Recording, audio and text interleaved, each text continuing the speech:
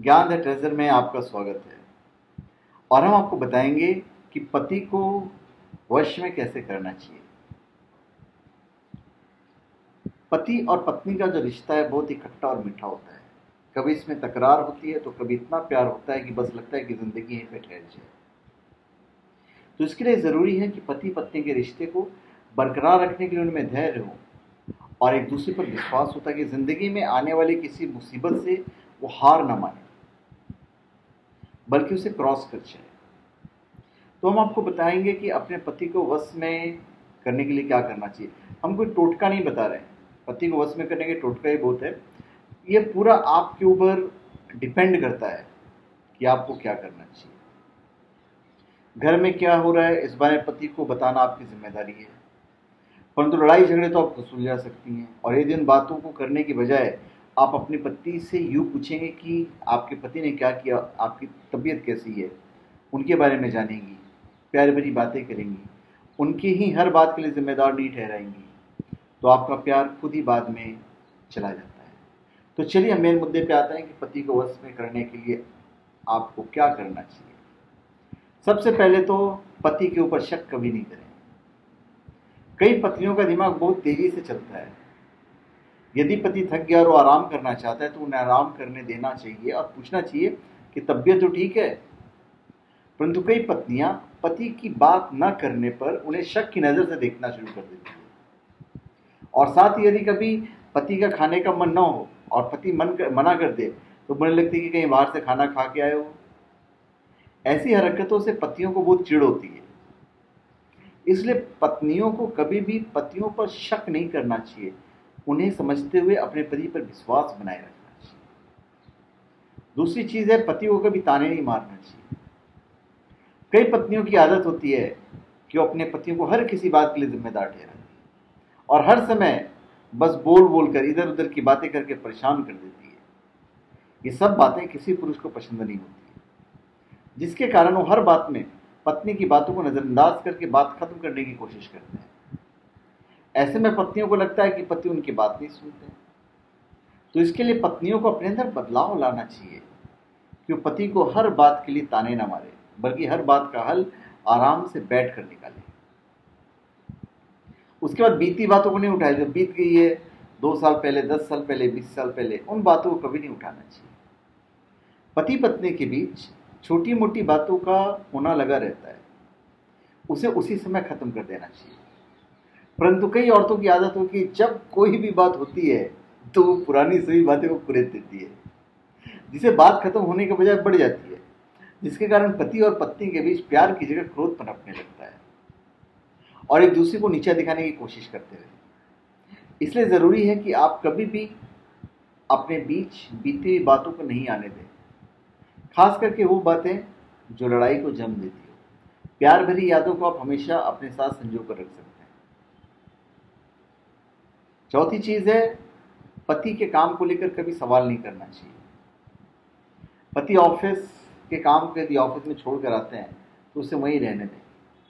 पत्नी को यह जानने की कोशिश करनी चाहिए कि पति ने पूरा दिन क्या अच्छा किया और उनका दिन कैसा गया। परंतु यदि पत्नियां पति के काम के तरीकों को गलत कहकर अपनी राय और महत्व देती है, ज्यादातर ये समस्याएं जो महिलाएं बाहर काम करती हैं उनके साथ आती हैं। इसके लिए जरूरी है कि आप अपने पति को अपने ढंग से काम करने दें। यदि पति आपसे कोई राय मांगे तो बात अलग है, परंतु यदि नहीं तो अपने पति को अपने ढंग से ही काम करने दें। ऐसे आप भी खुश रहेंगे और आपके पति को बुरा भी नहीं लगेगा और उनको खुशी होगी कि आपको उनका ख्याल है। उसके बाद जो इम्पोर्टेंट चीज़ है ये है कि गलतफहमी का शिकार आपको नहीं होना चाहिए।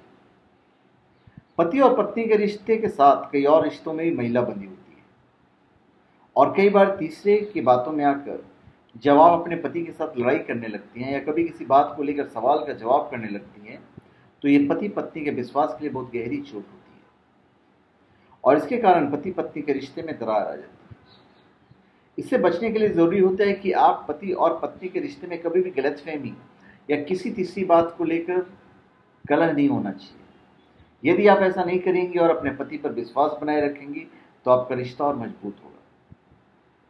फिर घर को आप कैद खाना मत बनाइए। पति और पत्नी का रिश्ता बराबरी का होता है।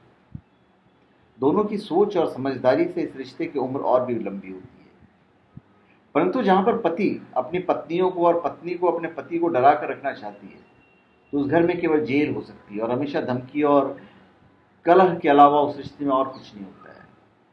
इसलिए पत्नियों के लिए जरूरी है कि वो अपने पति को और पति अपनी पत्नी को हमेशा प्यार से रखे, ताकि वो खुलकर एक दूसरे से अपने प्यार का इजहार करके अपने प्यार से एक दूसरे को वश में रखें।